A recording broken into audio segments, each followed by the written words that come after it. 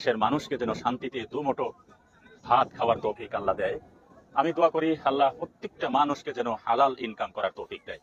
প্রত্যেকটা মানুষ মেরা ভাই এখানে আসলেই তো বোঝা যায় যে আসলে আমরা কি কর্মগুলো করতেছি, আমাদের কর্মের মধ্যে কি অবস্থা।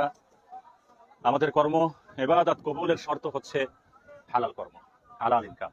ইবাদত কবুলের শর্ত হালাল ইনকাম। ইবাদত কবুলের শর্ত হচ্ছে হালাল ইনকাম। কি বলবো আপনাদেরকে, জি কি বলবো, আসলে কথা অনেক। ইয়াউমাল কিয়ামাতি আরাফা, ইয়াউমাল কিয়ামাতি মুজদালিফা, ইয়াউমাল কিয়ামাতি মিনা, ইয়াউমাল কিয়ামাতি আরাফা। আরাফাতের ময়দান কিয়ামতের ময়দান। আরাফাতের ময়দান কিয়ামতের বিচার কার্যালয়ের স্থান। আরাফাতের ময়দান আল্লাহ তাবারক তাআলার বিচারকের সিংহাসন।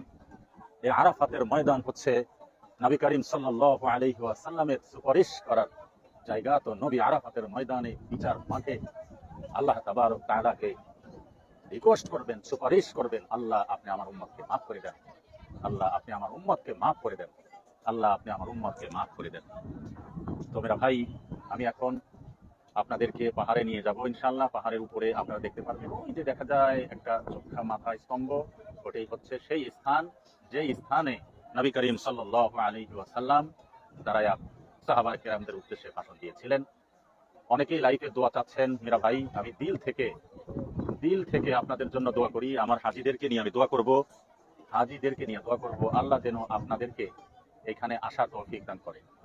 ভাই, জীবনের যত শখ আছে, সকল শখের শেষ শখ হচ্ছে এই জায়গাগুলি, যে জায়গাতে আমাদের আসা, প্রত্যেকটা মানুষের আসা খুব জরুরি।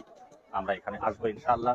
আমরা নিয়ত করি, আমরা আসবো, আমরা পাক্কা ইরাদা করি, পাক্কা নিয়ত করি, আমরা নিয়ত করে এখানে আসার চেষ্টা করবো ইনশাআল্লাহ।